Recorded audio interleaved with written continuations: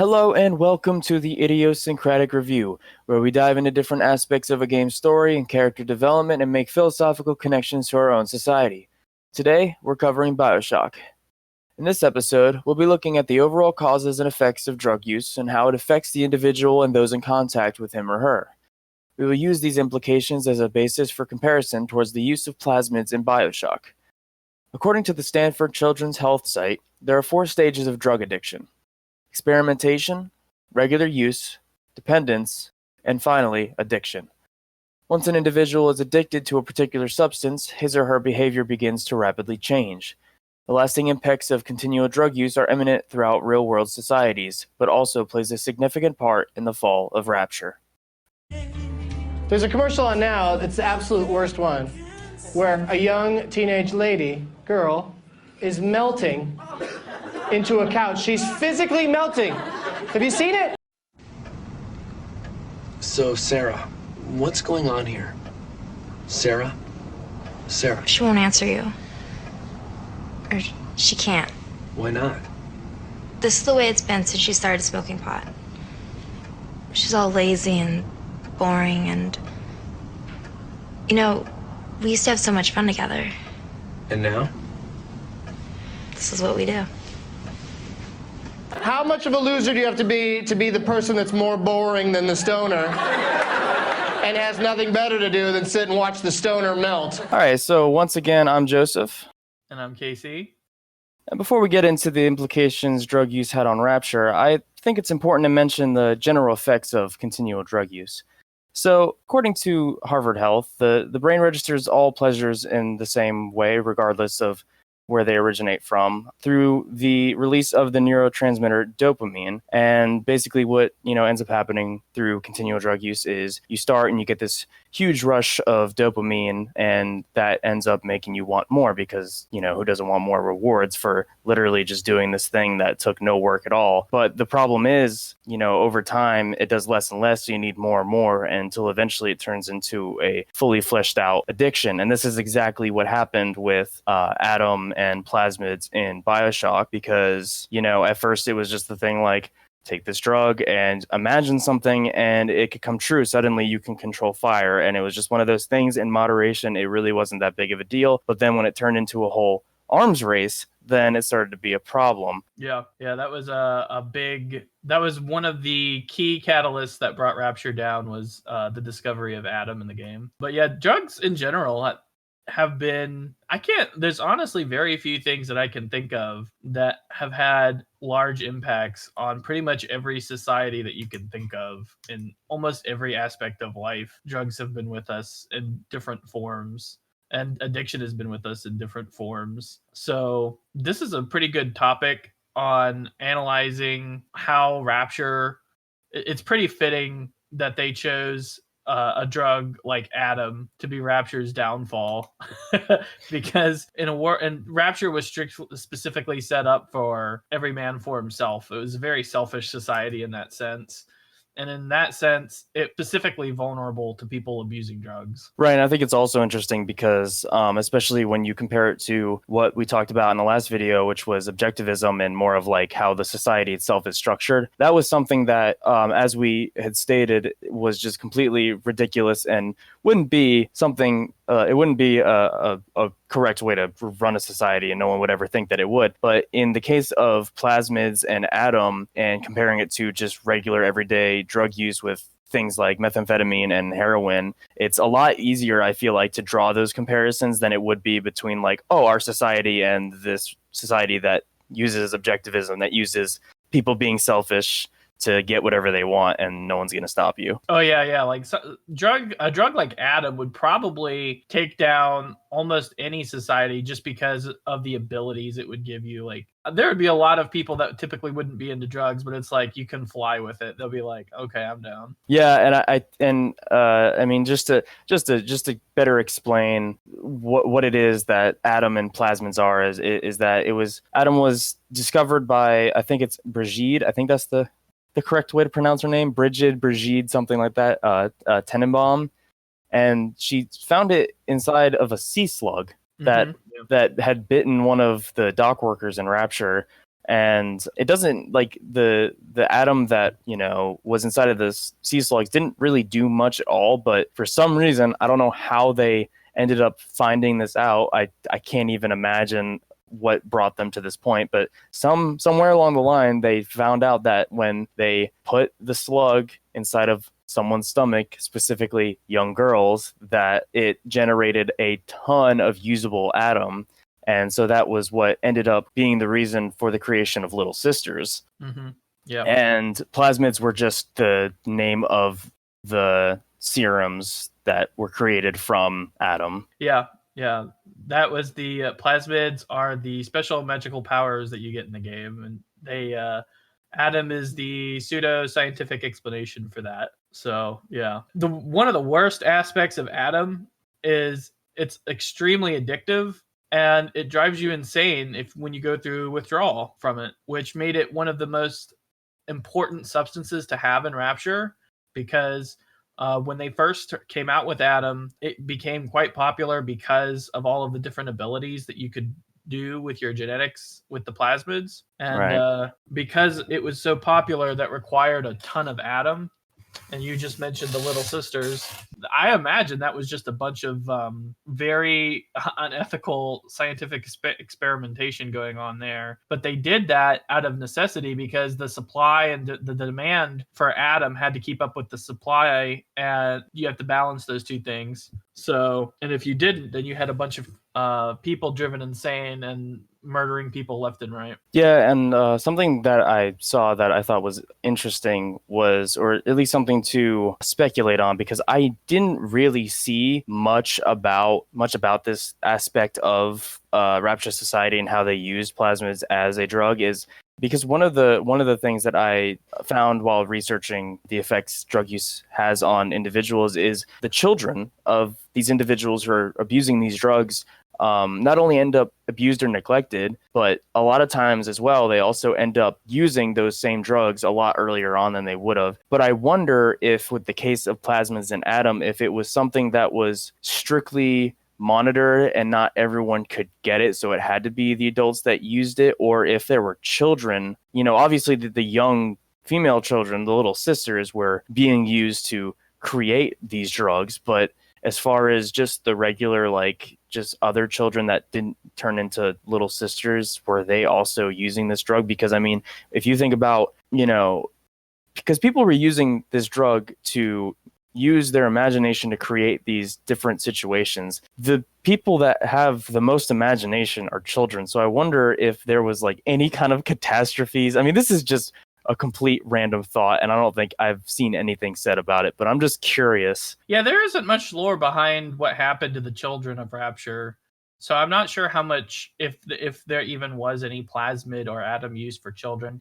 I don't think there was, because if I remember correctly, Atom and plasmids were discovered and invented and expanded upon, and they were only a thing in Rapture for maybe a few years, maybe 5 years or so, before Rapture collapsed. So it was pretty quick before it was like, that was like the last great discovery of Rapture that also happened to be one of the things that caused the city to collapse from it. So I don't think there were a lot of children at all that would have used it, especially since I think it was more of it was expensive, and there was a lot of smuggling and stuff going around with it.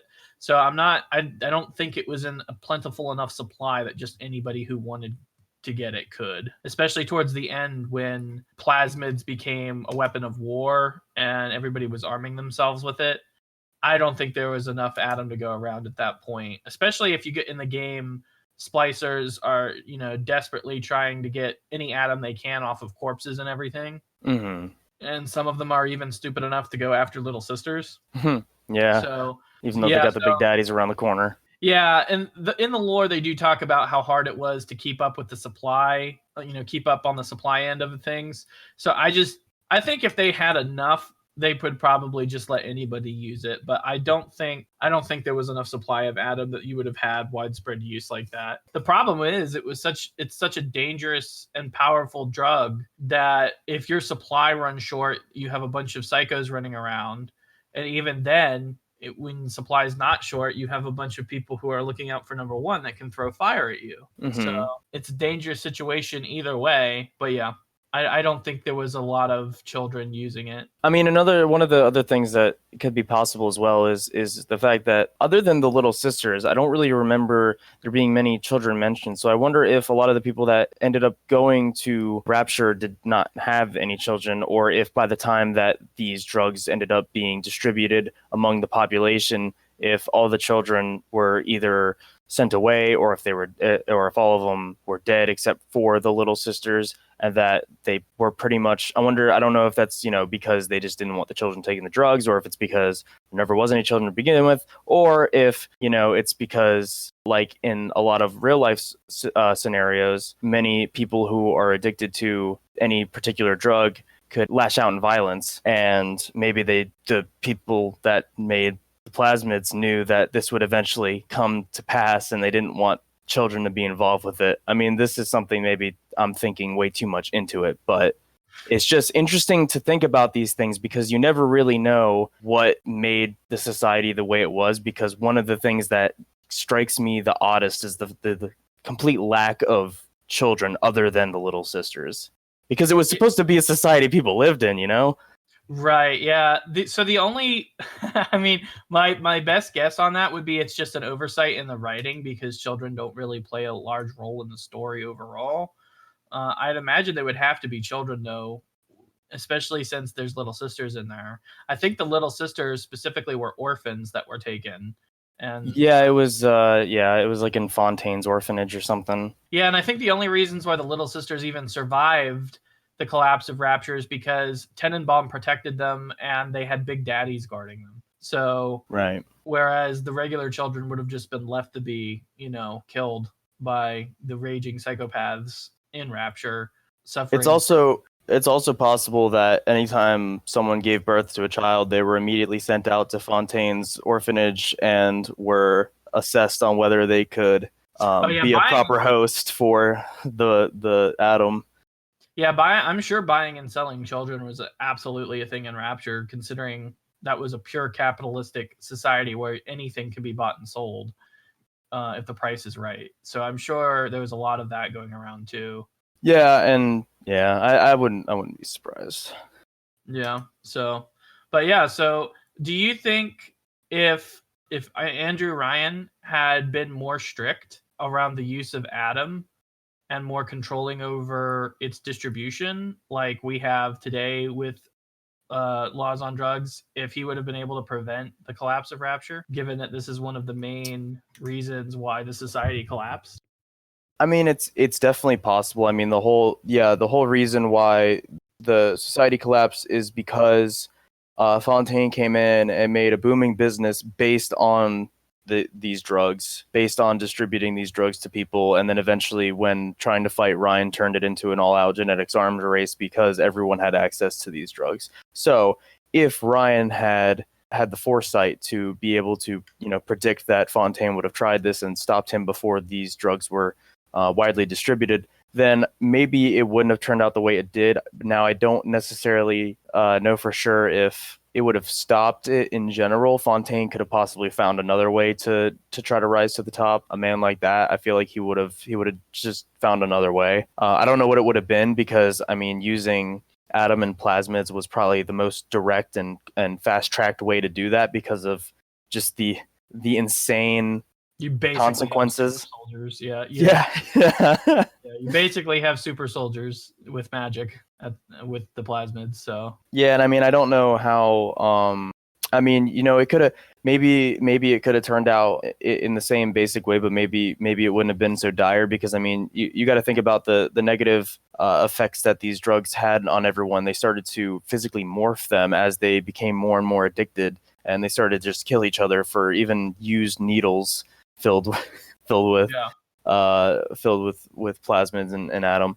But if he used a different method, if he just silver tongued it to make everyone believe his story, Fontaine, that is, to believe his story and his view on things, and the drugs were not involved at all, then I feel like he still could have overthrown Ryan, he could have done it, but it probably would have taken a lot longer, and Ryan probably could have had a lot more chances to stop him from doing it. I think the plasmids were a way to just, like I said before, fast track it. Right. Yeah, that I think the plasmids and Adam, the discovery of Adam definitely accelerated Rapture's downfall in this case. And I'm not entirely sure if I don't even know if Andrew Ryan knew, like if he had a crystal ball and could see into the future. I don't even know if he could ideologically restrict people's access to it, because that's something that he would be fervently against. He'd be like, it's your choice to use it or not. Right. And he was definitely willing to die for his dream. So I don't even know if he would actually do that if he knew what would happen.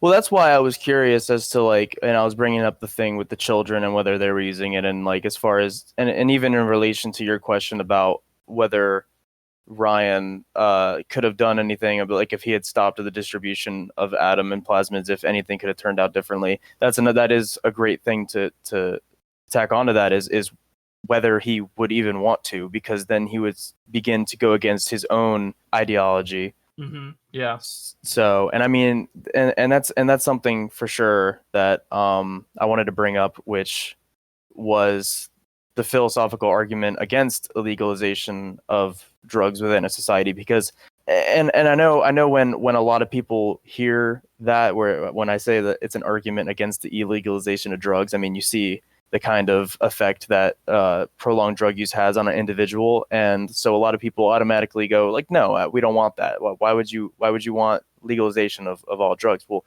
the reason is, and this is because it's a philosophical argument. When you look at the rights of a human being, is in general, if you are doing something to your own body, you have the right to do that as long as you are not bringing harm to others around you. If you are only harming yourself, then that is your decision to do so, because it is your body. No government power should be able to tell you that you cannot do that. So, and I feel like Ryan would probably believe that as well. And he would probably be like, you know what, I'm not going to stop them because it's, if they're not going to bother me. Now, granted, plasmids kind of did end up going into that realm of hurting other people because people just lost their freaking minds. Right. Yeah. I mean, so I'm with you on that philosophical argument, but do you mind if I play devil's advocate here? Go for it. So the essential argument of you, as long as you're not doing anybody else harm, then you shouldn't be told what you are allowed to do on yourself. And that brings me to something like why we don't allow people to kill themselves with suicide and stuff like that. Because the argument goes that it's your body, but when you use those drugs, by using those drugs, if you get addicted to them, right, we can see and we can measure the effects of those drugs have on things like your parents or your children, and damage that ripples out across a community if only a handful of people are just using drugs. Now, that's if you're addicted. If you're using drugs responsibly, right, then that argument falls to a moot point, right? But the main concern when it comes to drugs being illegal is people getting addicted to them. Because when you have people addicted to them, you have increases in things like crime and violence, and you have increases in things like abuse, domestic abuse and things like that. So when you have an increase in like that, you could say that is a demonstrated harm to other people by you using those drugs. Right, and I mean that's definitely a fair point. The only thing that I can really say to that is the fact that when you look at that argument, you look at it, and it's usually with statistics. They usually use statistics to back that up, where it's like, well, we found that people that become addicted to any particular drug, that over time, like, I'm just going to throw out just wrong statistics here, just so you know, these aren't actual statistics I'm throwing out just for the sake of the argument, but like 70% of people that get addicted to so-and-so drug end up hitting their kids or something, and so because of that, you should make these drugs illegal. And the problem with those arguments is, although there is a possibility that is the case, it does not necessarily mean that it is absolutely going to happen just because the person took those drugs.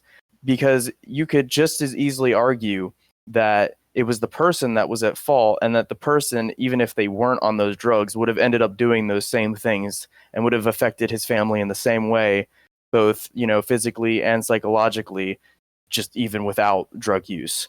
A lot of times drug use is used as the explanation as to someone's behavior and how they affected family, children, and friends that they know, but it doesn't necessarily, mean that it's absolute. Right. Yeah. Well, It's hard to know. Yeah. Yeah. It's correlation doesn't necessarily mean causation. Exactly. Yeah, that's true. I would agree with that. Counter argument, if you don't mind. Go for it. I'm on your side of the camp, but I just, devil's advocate to make things interesting. Right. So the argument would be, if you're looking at a government policy, when you're doing a government policy, you can't write a policy for every single individual in a society. It has to be based off of the group as a whole. So that's typically why you use statistics like those drug statistics, is because if you're trying to reduce harm, right, in a given scenario, then you would have to go, okay, well, if we implement policy Y or X, right, and we get outcome Y, does that Y give you more of a benefit than the harm that X causes, right? So that's why if you legalize drugs, you prevent the people the freedom of using whatever drug they want, but you reduce, we'll use your example, even though these are made up numbers, but we reduce the hitting of children by 70% because that correlation is, now that's not necessarily true, because you could say that 70% would have done it without the drugs anyway, right? Mm-hmm. So what you would have to do to actually measure that is you'd have to check and see if the rates are actually going down, if your policy is actually working. And if it is actually working, then you have to debate over whether or not the personal freedom to use drugs overweighs the benefit that you get by getting rid of that freedom. Like, because freedom, your individual rights and freedoms and stuff comes at a cost. So this is one of the, I'll give you an example. If I were to give you a nuclear bomb, right, the chances of you using that bomb to blow up New York City, right, it's pretty low. You wouldn't murder millions of people, but would you give everybody in the country a nuclear bomb? No. So you would agree that you would give up the right to have a nuclear bomb, right? Even though you would do no harm with it, right? You would give up the right to have it just to ensure that other people can't use it. Yes, but you also got to keep in mind that analogy is kind of hard to make with drug use, because then a lot of people could also argue with a nuclear bomb, I probably don't even want to have one around, whereas drug use, you kind of might want to be able to smoke some weed or something. I don't know. you know what I mean? It's a little bit different on that regard.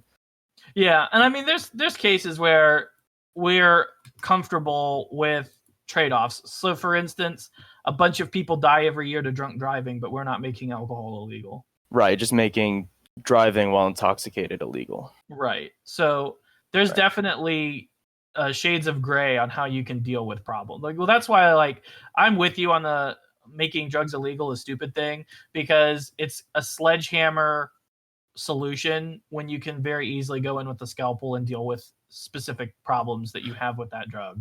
Right, and I do want to mention a couple things as probably the last rebuttal to the argument you made to play devil's advocate is kind of like what I was just saying with driving while intoxicated is illegal, but alcohol is not illegal. Most philosophers that have talked about this topic will agree that it's even if you legalized all drugs, you should still have things in effect that, illegalize the use of drugs and then driving, because that is just, it's obvious that it's going to have impaired motor function, and there is a way higher possibility of you hurting someone than if you were just alone in your house using. Right.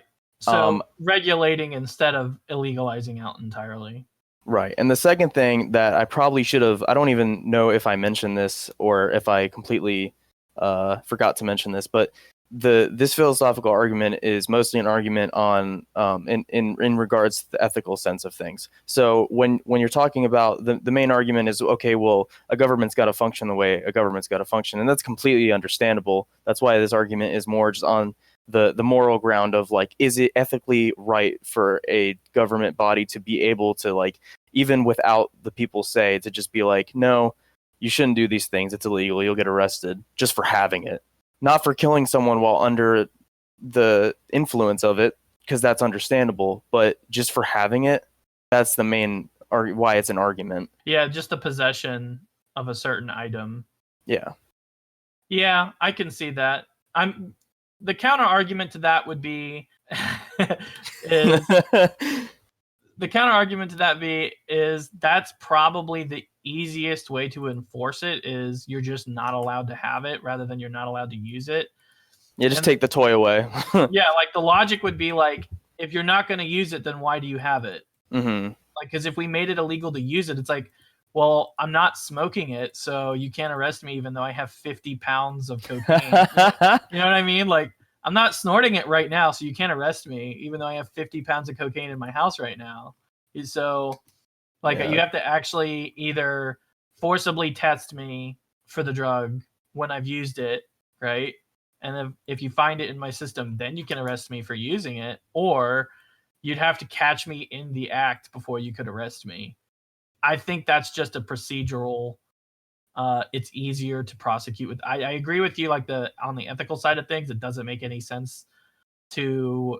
This is kind of where the theory meets the practical side of things, where it doesn't always work out in practice is the same way on the ideological side. But yeah, on the ethical side of things, no, I don't think so, that you should be arrested just for having something in your possession.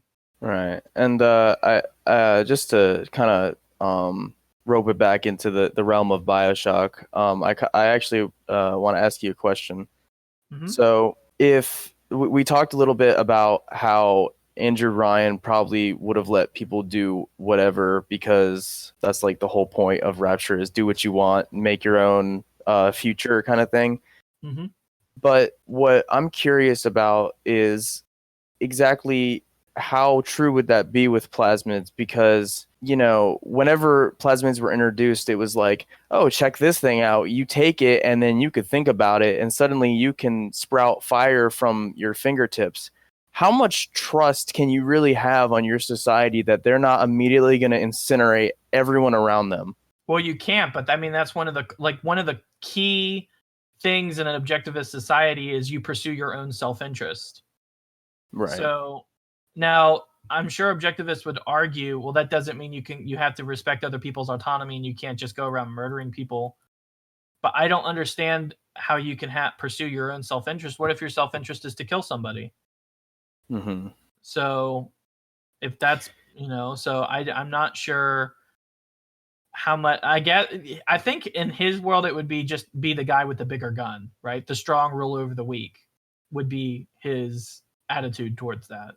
But would Ryan himself, do you think he would try to prevent people from having too much of it, or would he do you still think he would just let it go as wild as possible? Not even taking into consideration Fontaine's role in it and Fontaine overtaking him, just like the drug itself.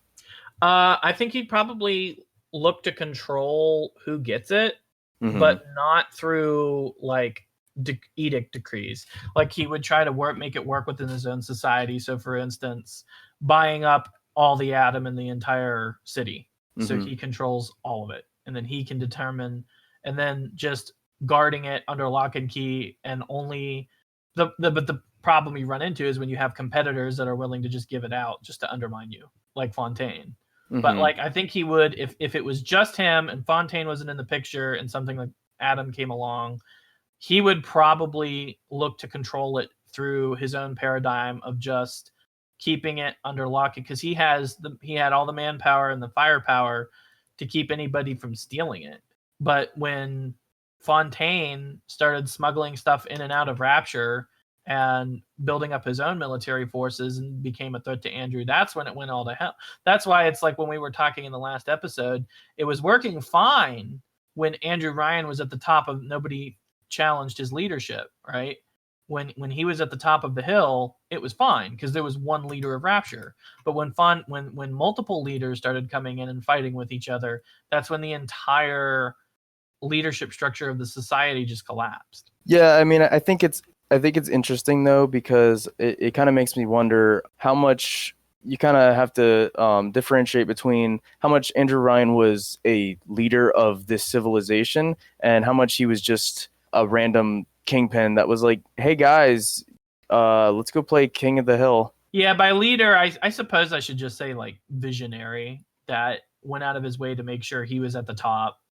Because he seems more like seems like more like a kingpin, especially because I'm not disagreeing with you. I also think that he would also probably just try to control Adam, and he wouldn't really care who was using it or what they were doing about it as long as it didn't affect him. But because of that, it's like it's interesting because he also put out this persona where he was like, come to Rapture where your dreams can come true. And it's just like, yeah, but you also don't really give a single crap about anybody that is gonna come to live their dream, because you're effectively bringing people in, and then like some messed up, like, what was it, like Rat Utopia experiment, just screwing up their life just to figure out what works.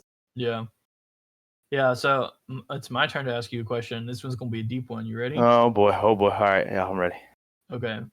So Adam is a real thing, right?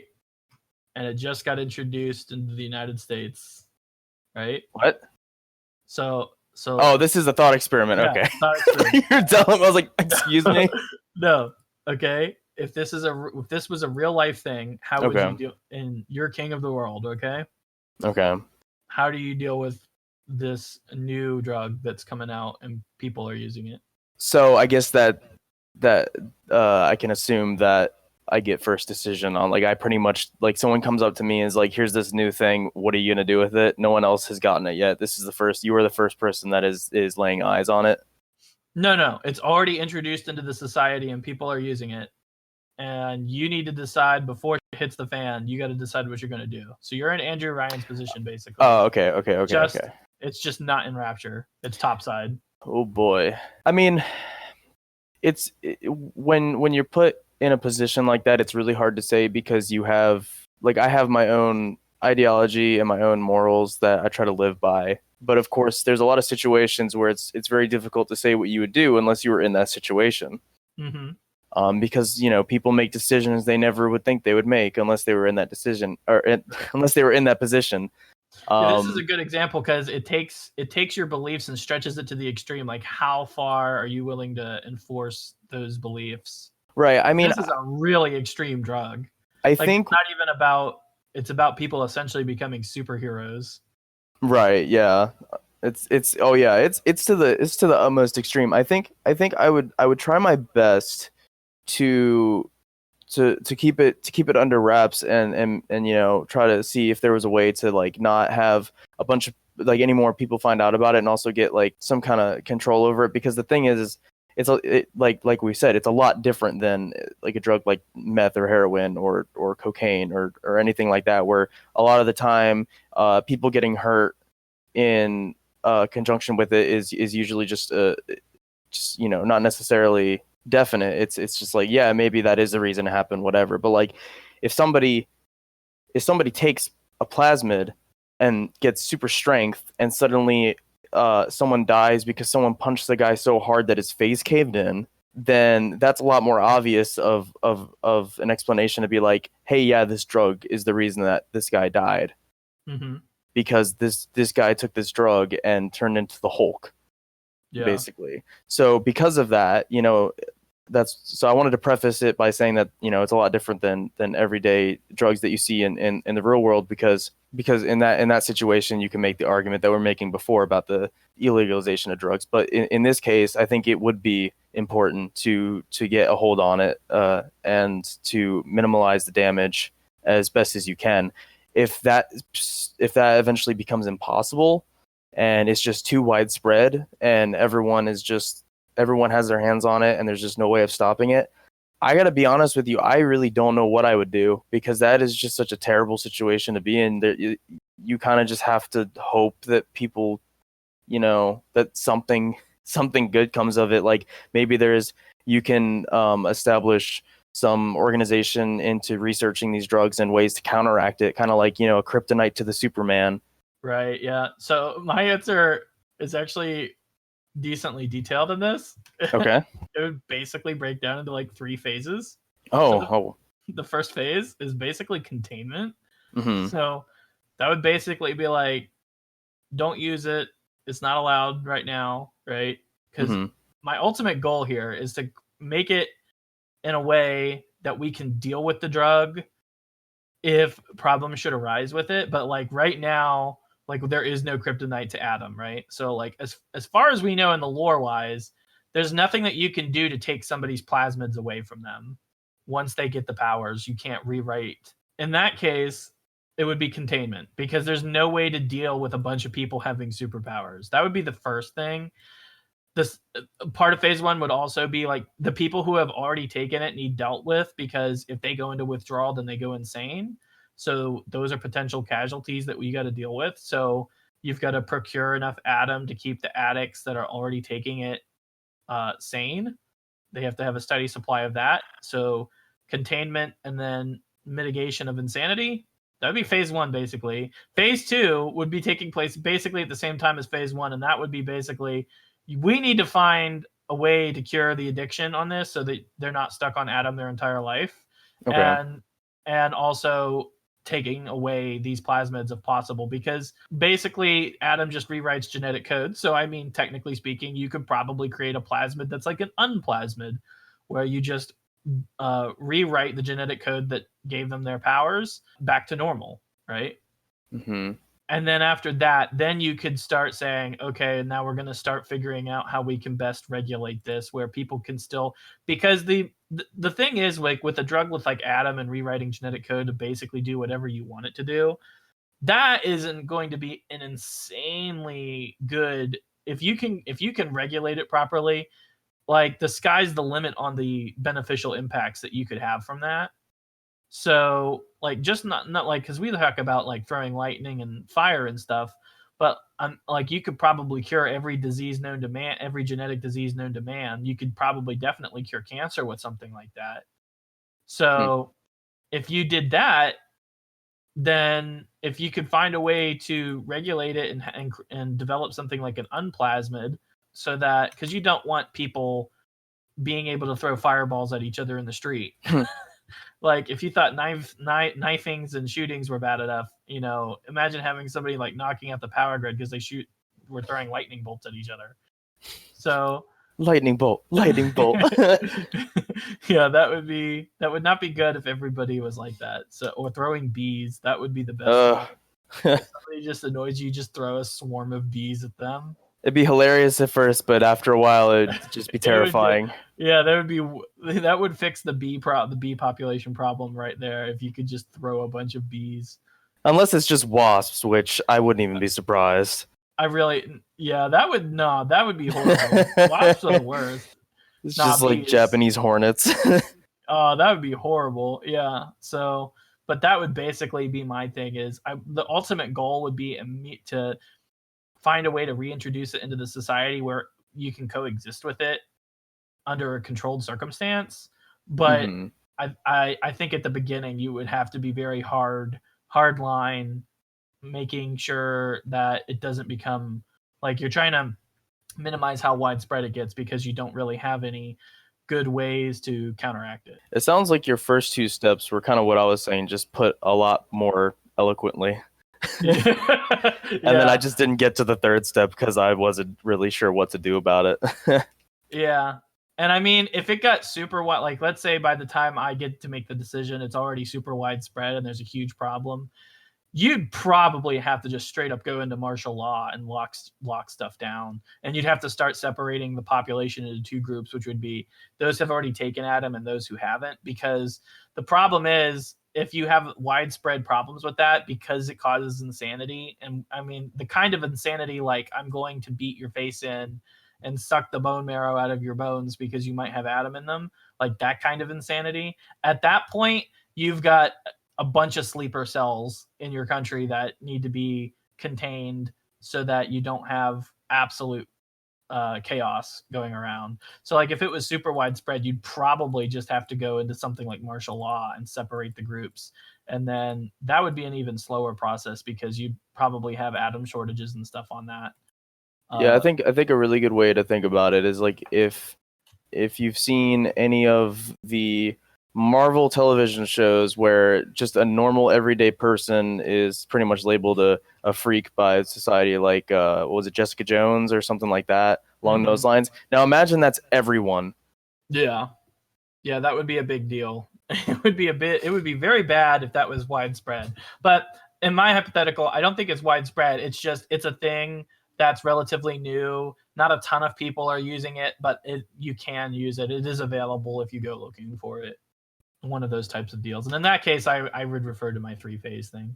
And we basically have the same solution on that. So Yeah, that's kind of interesting. I kind of pulled that out of my hat of BS and just thought of the best. No, I mean, because that basically is the only thing I could really think of, because it is a really difficult situation to be put in. I mean, I think the main difference that is going to be made is if you have something like Plasmids and Atom in a society, the make or break of it is the person that is in charge, because Andrew Ryan didn't really, like I said, seem to care. He just wanted to be the leader, like the head honcho of everything. But if you have a leader that actually cares about its citizens, then maybe it wouldn't end up the way Rapture did. Yeah. So like one of the things is Adam was, the bullet that left the gun and killed Rapture, but the gun itself was just the way that the society was set up, because Andrew Ryan's Rapture, it just was not set up to deal with something like Adam when it came around. So it just came around and just wiped everything out, because nobody was acting as a community in that sense. And because of that, and everybody was looking out for their own, because of that, everything just fell apart. Yeah. I want to thank everyone for taking the time to watch this. We really appreciate it. We hope you found what we covered compelling. If you did, feel free to comment below your thoughts on either the game itself or the connections we discussed today. Remember to always keep an open mind, and we'll see you again in the next installment of the Idiosyncratic Review.